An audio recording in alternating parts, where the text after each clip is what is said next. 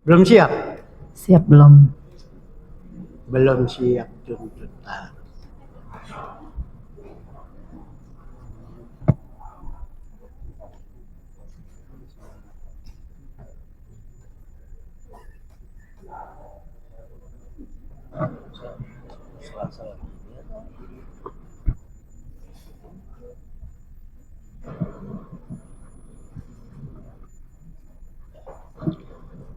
Besok? Kalau diperkenankan Jumat majelis.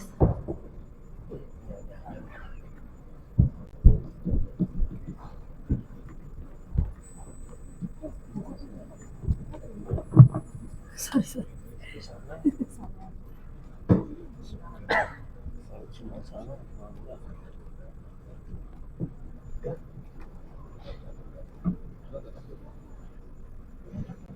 Baik.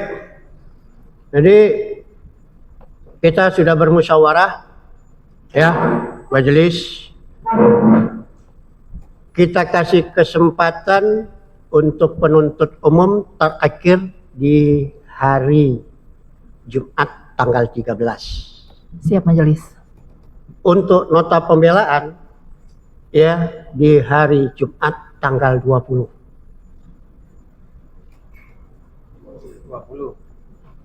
Replik di 23 di hari Senin dan duplik di tanggal 24. Siap majelis. Ya, tidak ada lagi waktu penundaan. Kita tetap di tanggal 27 Desember ada acara terakhir yaitu pembacaan putusan. Siap majelis. Kesempatan terakhir untuk penuntut umum untuk di hari Jumat.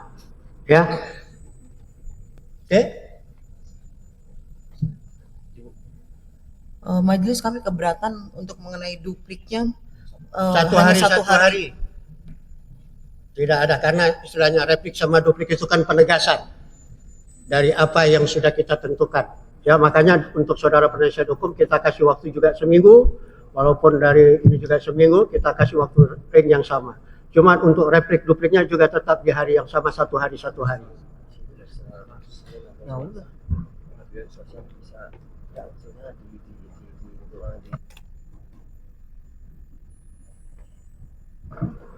Kalau memang minta nggak mau satu hari, di hari Selasa bisa nggak? Tanggal 17 pembelaan. Kita tetap ring schedule. Jumat tuntutan, Selasa di tanggal 17. Besoi. Biar nggak mepet-mepet. Berhubung kan tuntutan ini mundur 1 minggu. Mana ada Sabtu Minggu? Pas 1 ya, minggu, Jumat kemarin pemeriksaan terdakwa, Jumat yang ini baru tuntutan. Kami mohon juga untuk hanya duplik yang kami keberatan 1 hari itu aja. Makanya kami mundurkan pada saudara. Kalau memang begitu di hari Selasa siap nota pembelaan, kami kasih waktu dengan yang panjang. Nanti di hari Selasa, di hari Kamis atau di hari Jumat ini replik di tanggal 24 di hari Selasa kalian duplik. Ya, setuju majelis kalau gitu. Mau Ya. boleh ya, berarti kita atur kembali ya jadwalnya ya. Majelis, kami dari kuasa hukum terdakwa Abdul Hadi, seperti yang majelis tadi sampaikan, kami sependapat karena pembelaan itu kan di tanggal 20 pembelaan majelis ya. Yang tadi Inilah makanya kita tarik Ya. satu titik yang sama. Ya, itu. Setiokjanya kan hari ini kita adalah tuntutan. Tapi karena belum siap, kami kasih ring waktu untuk penuntut umum 3 hari di hari Jumat. Ya. Karena di hari Jumat kemarin itu baru pemeriksaan terdakwa. Ya. Makanya kami kasih waktu 1 minggu Ya. di Jumat. Di tanggal 17 itu kan adalah untuk pledoi. Ya. Karena waktunya singkat, kami kasih juga 1 minggu untuk Ya. penasihat hukum. Cuman untuk nanti ada replik dupliknya tidak ada lagi ring waktu, karena kita mengejar waktu di tanggal 27 Desember sebagaimana ring schedule kita, itu kita pembacaan putusan. Makanya di hari Senin tanggal 23 itu replik dari penuntut umum, dan di tanggal 24 itu duplik dari para penasihat hukum. Ya. Kami, Karena kenapa kami kasih waktu 1 hari dengan demikian? Karena sifatnya kan replik duplik Ya. itu kan penegasan apa yang diminta dalam nota pembelaan maupun dalam tuntutan dengan dia yang semua. Jadi kami pendapat supaya tanggal 20 untuk pembelaan majelis. Seminggu, ya. Oke, kalau begitu kita kembali ke semula ya. 20, ya. Kenapa kami kasihkan waktu dengan demikian panjang untuk menyusun pembelaan? Karena nanti dengan replik-dupliknya itu kan sifatnya penegasan. Tidak ada pengulangan dengan daya semua. Pembelaan Ya, nggak mundur.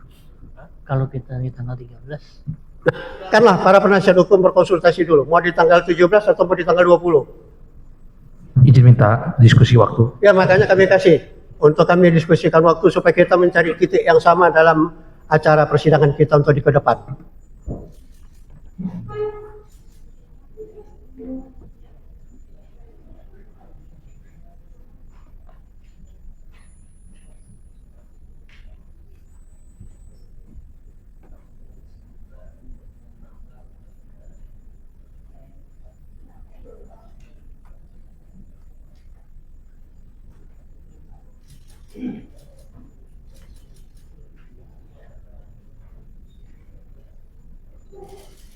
Izin majelis. Terkait dengan jadwal replik tanggal 23, kami mohon pihak JPU boleh di pagi hari tepat waktu jam 9 atau jam 10 supaya ada buat kami waktu persiapan untuk duplik.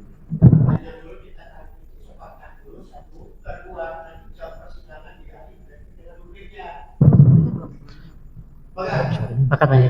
Sepakat dari para penasihat hukum. Oke, sepakat. Sepakat aja. Sepakat. Baik. Kalau begitu kita susun ya waktunya dan tidak ada berubah lagi ya. Berarti kesempatan untuk tuntutan atau rekuisitor dari penuntut umum yaitu di hari Jumat tanggal 13. Ya, itu kita mulai setelah salat Jumat. Karena supaya tidak terputus dengan salat Jumat. Ya. Oke. Untuk nota pembelaan itu di hari Jumat tanggal 20. Ya, untuk juga setelah Jumatan. Ya, karena kita akan punya waktu panjang itu. Kalau sebelum Jumat kita terpotong dengan waktu sholat Jumat. Setelah Jumatan. Dan di hari Senin, replik jam 10 kita sudah sidang. Siap majelis. Jangan siap-siap, tapi sudah harus konsisten. Kita kasih waktu. Begitu juga dupliknya di jam 10. Ya, jadi punya waktu range yang sama saya berikan. Tidak ada timpang waktu dengan yang sama. Sepakat kita? Sepakat. Sepakat? Dari para penasihat hukum? Sepakat. Sepakat. Sepakat. Oke, kalau begitu untuk Budi Said dan Pak Abdul Hadi silakan kembali dulu ke dalam rumah tahanan dan diperintahkan penuntut umum untuk di hari Jumat di tanggal 13 dihadapkan kembali ke persidangan ini untuk acaranya tuntutan. Oleh karena itu persidangan hari ini diundur dan ditutup.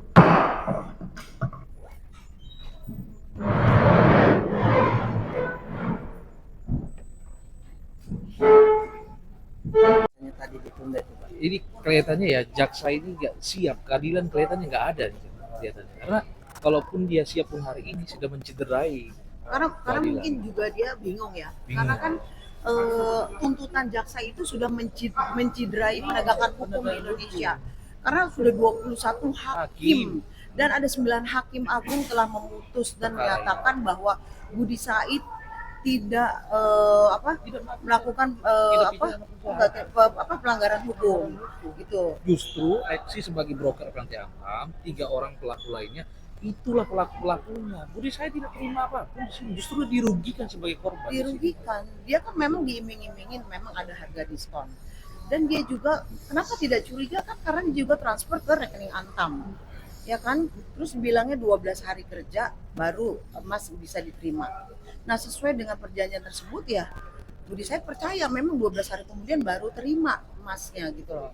Iya, karena ini sebenarnya ini kejahatan ini memang Antam sendiri, bukan Budi Said kok, jelas kok dari putusan tipikor ketiga pegawai dan 1 brokernya jelas kok. Apa yang mau dipungkirkan itu kesaksian di bawah sumpah yang mengakui telah memanipulasi seluruh faktur-faktur gitu loh. Iya, dan semua ini ternyata semua pejabatnya telah melanggar SOP. Karena satu ya, selain kan sebenarnya tuh Antam melakukan stok opnam. Ada stok opnam harian, bahkan stok opnam triwulan nggak dilakukan. itu tidak dilakukan gitu. Ya. Nah, ketika stok opnam pertama juga sudah dilaporkan adanya kerugian, stok opnam kedua nggak dilakukan, stok opnam triwulan ketiga nggak dilakukan, bahkan baru keempat ya, yang di tanggal 5 Desember yang keempat baru di situ ketahuan adanya sudah minus 152,8 kilo. Itu baru pihak Antam menurunkan ke tim melakukan investigasi. Dan selama dari 2018 sampai 2020 tidak ada tagihan sepeser pun atau seons pun ke Budi Said, adanya kekurangan gitu yang loh. 58 Yang didakwakan ini kan sangat merugikan Budi Said. Jelas di dalam putusan tipikor itu jelas loh. Yang diaudit sama BPK itu hanya 152 khusus, dan itu sudah diakui diterima ke Eksi, bukan ke Budi Said, itu bunyinya begitu.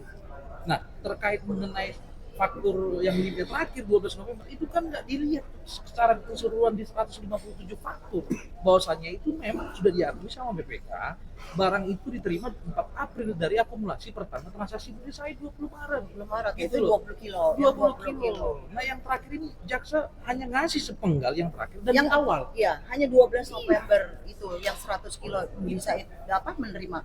Padahal pembelian terdahulu yang tidak pernah diberikan oleh pihak Antam, sedangkan pembayaran terus dibayarkan. Justru nggak ada keadilan buat Budi Said di sini. Karena apa? Kalau sempat dia dituntut tinggi dan segala macamnya, kenapa? Dia nggak menghargai putusan-putusan yang sudah inkrah, putusan pidana, putusan tipikor, putusan perdata. Ada 21 hakim yang memutus perkara ini, tapi nggak jadi pertimbangan khusus buat jaksa sendiri. Dan di dalam pertimbangan tersebut hakim juga menyatakan bahwa Budi Said tidak melakukan perbuatan melawan hukum. Betul. Tuh. Jelas. Soal rekayasa Yang mana? kan ini juga 40 orang saksi ya. Terus salah satunya juga diakui ada fakta sidang Eksi Anggra ini memang membayar akhirnya dengan 100 Tidak. ada yang Mas Antam Yang 12 November, yang 100 kilo. Itu dia dihukum atas 152 kilo itu karena perbuatan dia. Dan dia sebelum itu sudah memberikan cek kepada Antam, Eksi loh yang berikan untuk mengganti 152 kilo. Iya. Tapi nggak bisa karena nggak ada isi ceknya. Dan Tinggal cek. kemudian putusan tipikor itu intinya adalah putusan tipikor sangat jelas membebankan kerugian ganti rugi keuangan negara ke Eksi 87 miliar. Ke yang lain 1 miliar sekian. Sebenarnya itu klop 152. Gitu loh. Kalau diperiksa di tempat lain, berarti negara dapat keuntungan dong dari 152 itu. Karena ini nggak make sense gitu loh. Gitu. artinya tuduhan hilang 1 triliun itu Nah, beda lagi itu. 1 triliun yang itu putusan perdata yang Beda lagi. ya, yang putusan pidana menjadi kerugian negara itu gimana? oh yang 1136 kilo itu. Potensi sebenarnya. Oh, itu kan bukannya ada kerugian, baru ya potensi kerugian. Sekarang kan menurut putusan MK, ya kan, yang benar-benar dinyatakan kerugian ada harus actual loss, ya kan.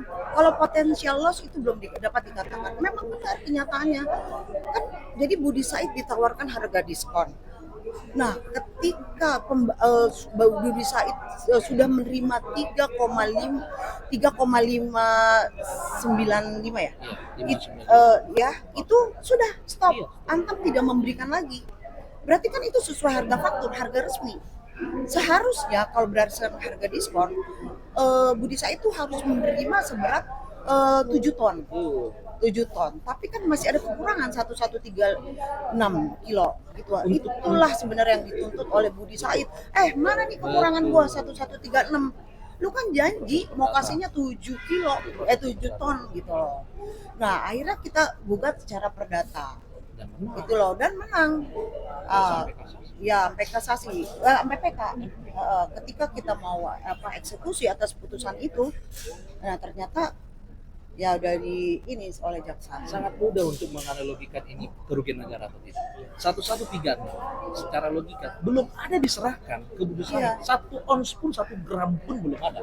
Gimana ceritanya kita bilang 1 ton gitu?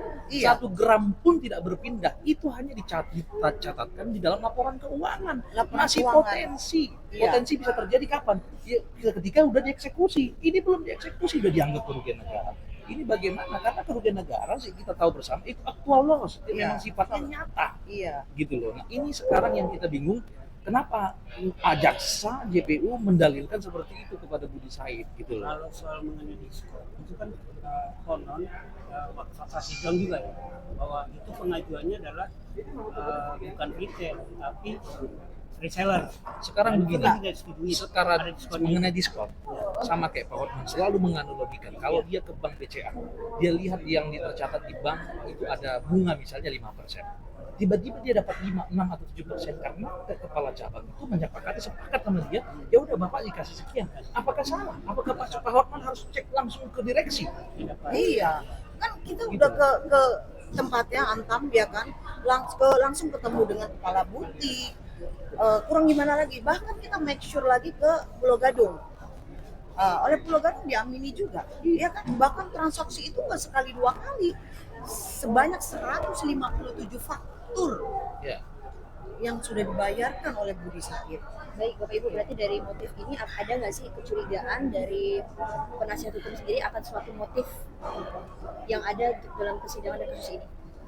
Kecurigaan seperti apa? Mungkin politisasi atau politik di balik ini semua, mungkin ada kecurigaan. Sebenarnya Kalau- mereka nggak mau dirugikan aja. Intinya ya gini, kalau untuk mengenai politik itu nggak Nggak ada. ada. Sebenarnya memang sudah kebobrokan di Kebobrokan Antam. manajemen Antam sendiri, Betul. melanggar semua SOP gitu loh. Kalau menuruti SOP-nya nggak akan terjadi hal seperti ini kok, gitu loh. Dari mulai faktur, ya faktur ternyata Budi Said tahu setelah setelah di kepolisian, fakturnya seperti ini loh. Kok saya terima cuma faktur potong, gitu loh. Kedua mengenai surat kuasa juga, ya kan seharusnya kan kalau misalnya Betul. yang mau mengambil adalah Eksi, itu seharusnya Eksi mendapat surat kuasa dari si pembeli, dalam hal ini Budi Said. Betul. Tapi kan Eksi nggak mendapat surat kuasa dari Budi Said, kenapa Antam tetap meloloskan?